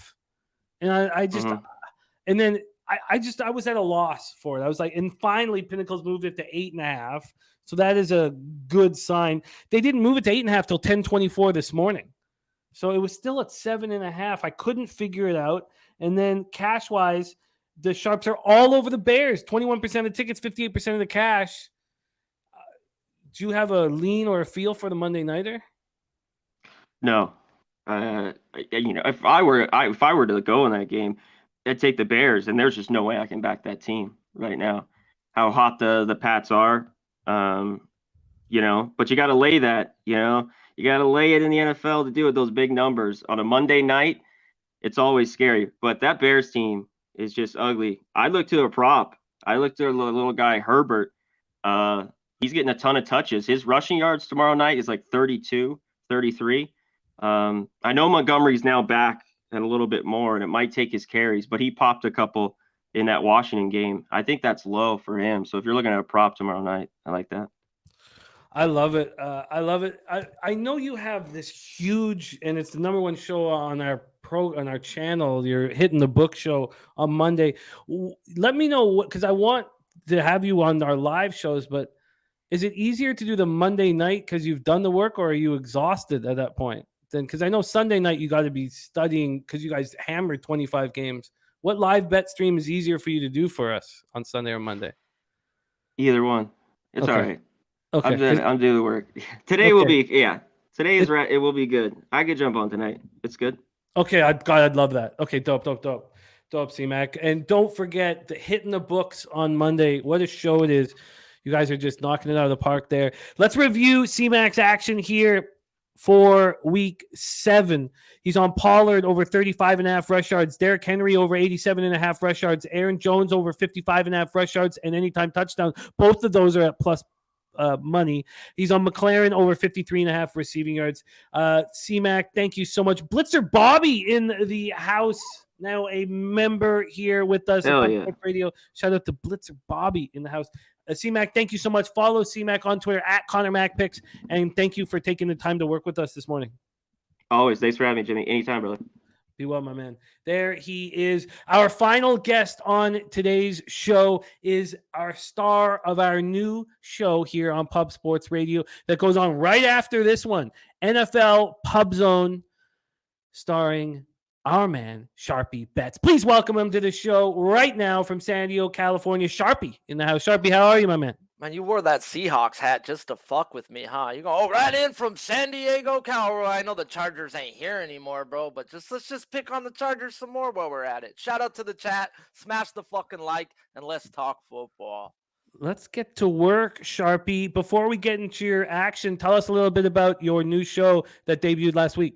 Yeah, NFL Pub Zone, guys. It is an NFL Red Zone on Pub Sports Radio. I go play-by-play. It is not a live bet stream. If I can get to the chat, I will, but there's 8 games cracking off, and we stay busy play-by-play. So put your favorite game on, put YouTube on in the background, and let me call Red Zone. I do keep my language down pretty well, guys, so you could definitely put it on near the family. Near the family.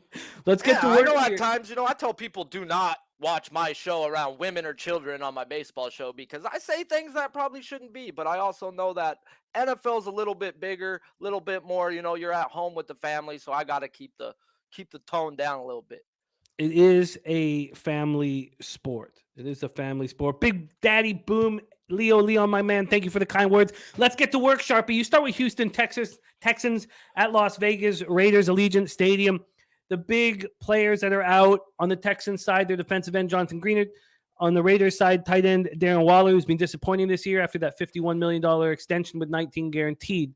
Take it away for us, Sharpie. Texans, Raiders. Yeah, fucking Waller, man. And that's not who we are going to talk about right here. Waller is on my fantasy team, and I had to go pick up his backup. Morneau's actually been better this year, sad to say. But I'm going to rock Josh Jacobs rushing receiving yards over 105 at minus 115. Raiders are a 7-point favorite in this spot and still trying to find their stride on the offense versus this Houston Texans defense, who ranks 30th in yards allowed, 22nd versus the pass, and 30th versus the rush, allowing a $165 yards on the ground. While the Raiders trying to find their stride, Josh Jacobs is in his stride. The last 2 weeks before their bye, Jacobs piled up 368 scrimmage yards with 2 touchdowns. He's also coming in on back-to-back 20-plus carry games while seeing 5 targets a game. A true dual threat, no matter what's going on in this. He is the focal point of this offense versus a shitty defense. Jacobs over, that was 115 and a half. 105 and a half at minus 115. 105 and a half at minus 115 for Josh Jacobs rushing and receiving. Next, you move on to Chiefs, Niners. I can't wait to hear you talk about this one. We've talked about all the moving parts throughout this show. How are you attacking it? I'm actually going to get in twice in this game, and it's the same thing what we did last week on this show, guys. We're going to take Deebo Samuel's receiving yards over 60 and a half at minus 112. We did it last week, like I just said, and we're going to pick on these Chiefs. Number 1 wide receivers versus the Chiefs this year. Mike Williams, 8 catches, 113 yards, and a touchdown. Pittman, 8 catches, 72 yards. Mike Evans, 8 catches, 103, 2 touchdowns. Devontae Adams, 3 catches, 124, 2 touchdowns. And we were on Diggs last week with 10 catches for a $148 and a touchdown. Deebo Samuel is the number 1 in this offense. He's averaging 8 targets a game this year, while averaging 4.5 receptions for 58 yards. We're scoring a TD in 3 of 6 games. Sign me up for Deebo Samuel all fucking day versus this Chiefs defense, please and thank you. Over six. Next. Oh, yeah. Oh, go ahead. 60. Just over 60 and a half receiving yards, minus 112 locked in. What's the next spot? It's National Tight End Day. So I don't know if anybody's talked about National Tight End Day. How do we not talk about the best 2 tight ends in football? And let's talk about the best receiving one, matter of fact. We're going to go Kelsey's receiving yards over 72 and a half at minus 115. This is a play that goes back to last season versus the 49ers. Give me a real tight end versus this 49ers any freaking day. Last year, they were a bottom 10 versus this position, and this year, they're actually really good by the numbers, but dig a little deeper, please. They have faced 1 tight end this year that has seen more than 4 targets, and that was Higbee from the Rams, who had 10 catches for 74 yards. And now we get the best tight end in all of football, averaging 76 yards a game, and you're going to put it below his average? Oh, fuck no. Kelsey, over 72 and a half receiving yards. Over 72 and a half receiving yards. What was the juice on that one? Minus 115. Minus 115. So you got Deebo and Kelsey over 60 and a half receiving yards and 72 and a half receiving yards, respectively. Let's move on to your last spot. You already talked about it, but it's important that you have this game because you're the only one that's spoken on this game. So let's break it down in its entirety. Seattle Seahawks 3-3, 1-2 on the road at the LA Chargers, 4-2, 2-1 at home. We're at SoFi in Inglewood. Seahawks are beat up. They're beat up.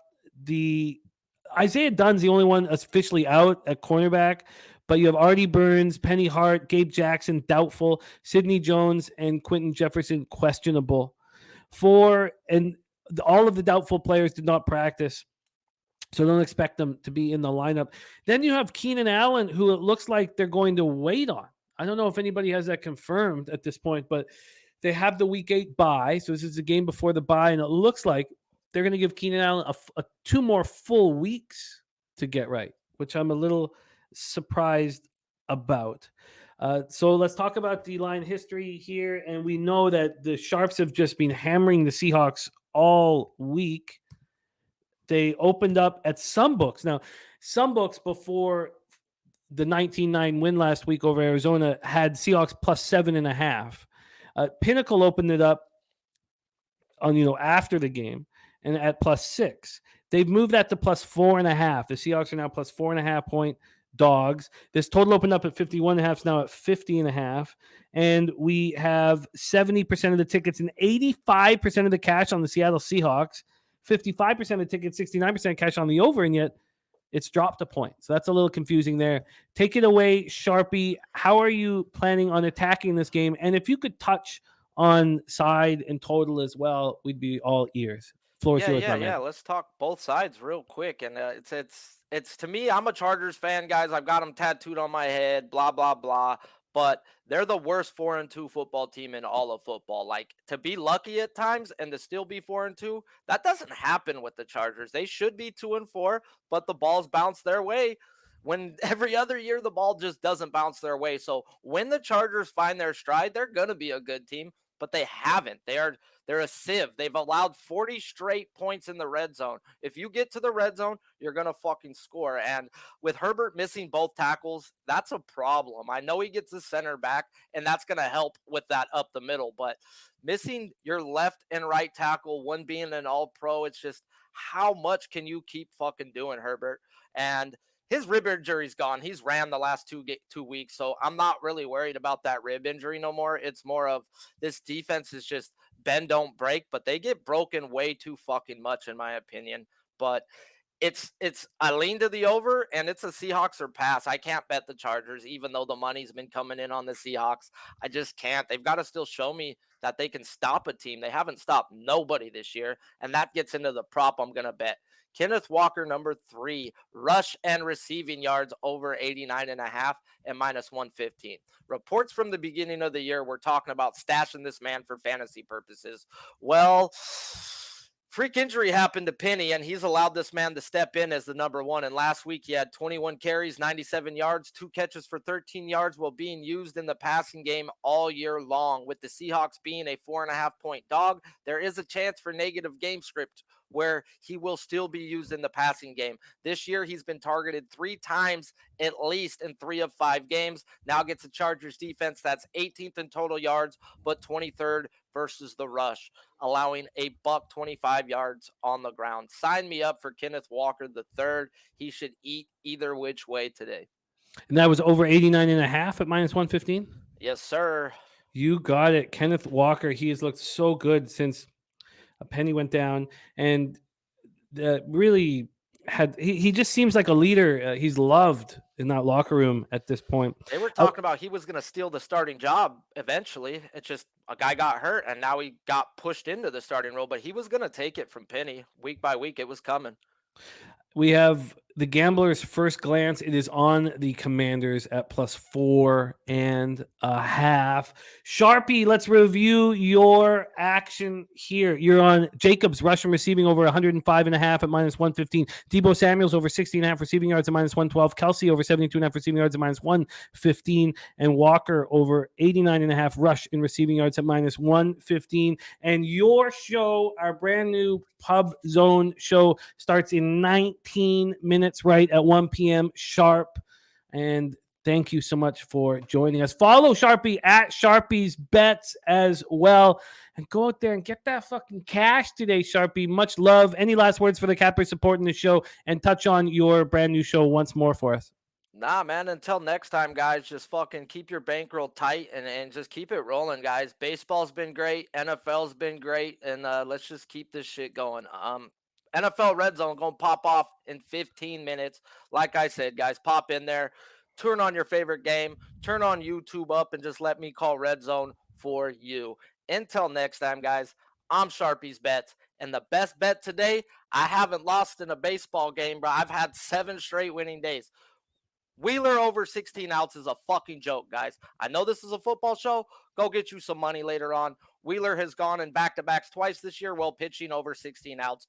Both games. And also, they don't need to win this game. There's no short leash on Wheeler today, guys. So Wheeler's outs is some plus money for you guys to end the day with. So until next time, I'm Sharpie's Bets on Pub Sports Radio. There he is. Sharpie's Bets in the house. We are 17 minutes away from kickoff, and I am not going to add anything. I'm not going to add anything. This will be the first week I haven't added anything before kickoff. If I was to add something, it would be the Ravens. As soon as I say I'm not going to add it, it would be the Ravens. Do I want to add them? I know that I'm dealing with a bias here. They haven't been able, they've outgained, they've dominated games, and they just haven't been pulling or finishing teams off. Brooklyn Funk Project says no Ravens. I'm pretty comfortable with my action. Craig Wood says not looking at any of those over or those late over moves. Why don't we just discuss them really quickly here? Why don't we just discuss what totals have gone to the over in the last couple hours. Why don't we just do that really fast here, okay? We'll do that here really fast here in the last 17 minutes. So we'll go to Cleveland, Baltimore. This total has gone is being stagnant. It's been stagnant here for a couple days. The juice has actually come down. It got up to minus 119 30 minutes ago. 14 minutes ago, there was a 7-cent. It was actually a 10-cent move at 12:20. So that's not a total that I'm concerned about from a late movement situation. Here in Falcons Bengals, we have seen this total creep up even higher. So it moved to 47.5 at 10:43 a.m. or sorry, 10:43 p.m. And over the last 10 minutes, it's gone 6 cents back to the under, but it has gone up a half point in the last 2 hours from 47 to 47.5. Let's go to Detroit, Dallas here from a total perspective. It opened up at 48.5. So yes, this is another total. It's gone up a half point. It went up a half point at 11:11 a.m. So we have a half point move to the over there in Detroit, Dallas. Green Bay, Washington here. We'll do a last look at the team, at the total at this one. We have a move towards the over. That's been stagnant. It's been stagnant for the last 36 hours. Stagnant for the last 36 hours. Tampa Bay, Carolina. Let's do a quick look at the total in this one. It looks like it's done nothing at Pinnacle. It's still dropped that point. I got in at 40.5. It's sitting at 39.5. Now, there has been a move towards the under in the last 30 minutes. Now, just a juice move. So it's gone from minus 108 up to between minus 116 and minus 119. So that makes me feel good. I'm on the 40.5 there. I'm on the 40. And there, Harold Williams. And now a member of our We Be Pubbin'. We have a video coming up about what you get from the what benefits you get from being a member. Thank you so much. Burgundy Bet says you're staying off the Jags Giants first half under. Well, let's get to all of these. Because that's the next one here.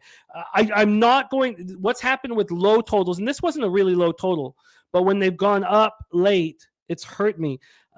We had our guy CMAC saying it's gone up to 44 in Vegas. It hasn't gone up to 44 at Pinnacle. There's been a 3 or 4 cent move to the over, but it hasn't gone up to 44. That first half total is at 21.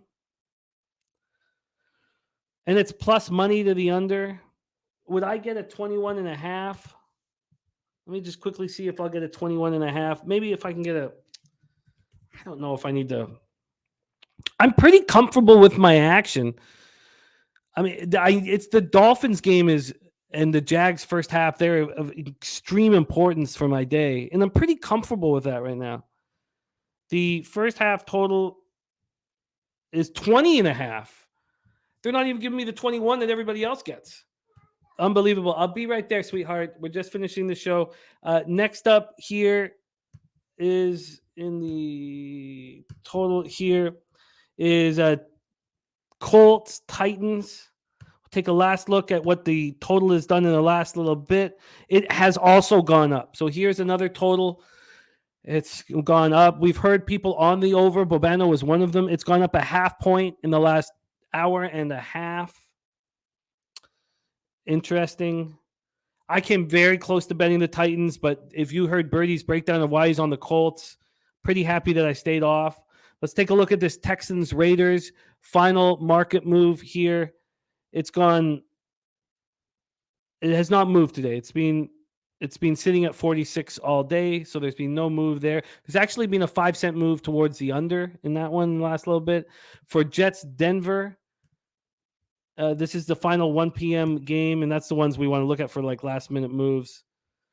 Nothing. So, no, I'm not going to add anything. I'm not going to take a 20.5. Well, I could see what BetOnline's offering, but I'm not going to take the 20.5 that my local is offering at all. So I'm not going to add that. And I'm pretty comfortable with my action here. All of my action, all of it is at 1 p.m. I have no afternoon action, no night action, which is nuts. So I've got 7 bets popping off here in 12 minutes. Sounds pretty good to me, man. It sounds pretty good to me. Sounds pretty good to me. Thank you guys so much for your support of this show. We absolutely love it, but we can't do it without you guys in the chat. So all of you, those of you that have become members, more money on the Ravens first half. That might be the bet that hurts me the most. Is not moving on the Ravens, but all my action, as I said, is popping off in 11 minutes. So, Jedi for Life, we have a new membership here that Harold Williams just became a part of that we just started in the last 24 hours. We're going to put out, it's $4.99, and there are a bunch of things that you get as a member. It's just a new thing that we're doing here at Pub to raise funds. Again, we're not going to ever sell you anything, and we're putting up so much content that it's tricky. It's tricky to be able to fund what we're doing here, and it's just an added thing that we're trying to do, and we're trying to have a bunch of things for members. So it's a new thing that we're doing. Lit picks on Evans anytime touchdown plus 100. Evans over 64.5 receiving yards in a vintage Brady sighting. I am on the Bucs first half. So no, here on YouTube, Jedi for Life. So I don't have to rush to get any action in. So why don't we do a quick run through everybody's action or best bets? Why don't you throw out your best bets here in the chat, and I will read them out, and then we will head off into the afternoon of action. So Blitzer Bobby is on the Packers -4.5. Thank you, Jedi for Life, but it's right here. It's right here on our YouTube page. So we have lit picks on. And Isaiah says Jags first half -1.5 now. Come on, are you serious? I still have 2.5. Oh, that scared the shit out of me. Oh, that scared me. Where did it move to 1.5? That would be a nightmare. Moving back a point. No, I have 2.5 in every book. I'd be curious to see where your 1.5 is in. All right, NJ Striker's best bet is on the +3. Mr. Anderson's best bet is on the Colts Titans under 43. That's one of the spots that we just talked about that's gone up a half point last little bit. Jared JB is on Jamar Chase over 78.5 yards receiving. Craig Wood is on Cincinnati first half -3.5. Leonard Porsche Jr. McManus over 1.5 field goals at +105 says every single game. He's not worried about the weather there. Damon Forbes' best bet is on the Cowboys Lions over. Brett Kinney best bet is on the Jags Giants under 43.5. And Trap God saying it's 2.5. Thank you. BJ just finished washing his car before the football games. His best bets are Raiders and then Buccaneers, and he's also on Warriors and Phillies. Sky Dragon says Detroit +7 is the only bet you need today. Brady over 24.5 completions. Over 24.5 completions is the spot. Sorry, let me move that. Brooklyn Funk Project, Lamar Jackson over 52 rush yards. Nuke Worker got in early on Tampa -11. That feels good. That must feel very good. We are 8 minutes until kickoff. Hearing everybody's best bets here. I guess I think that not being on Detroit +7 may hurt me. May hurt me. Alex Gagnon on Jags Giants over 44. You just click on it's on our YouTube page, Turnsy. You'll see join. You'll see join. Harold Williams best bet on Ravens -6.5. So I'm going to write it down here so we can at least I can be aware of it. If I was to add, it would probably be Lions +7 and then the Ravens. That's what it would be. So we'll see what happens here. But I got 7 bets about to pop off.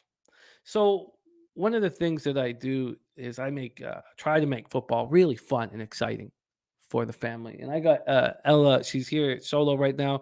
Let's go have a huge Sunday. Let's go have a giant Sunday.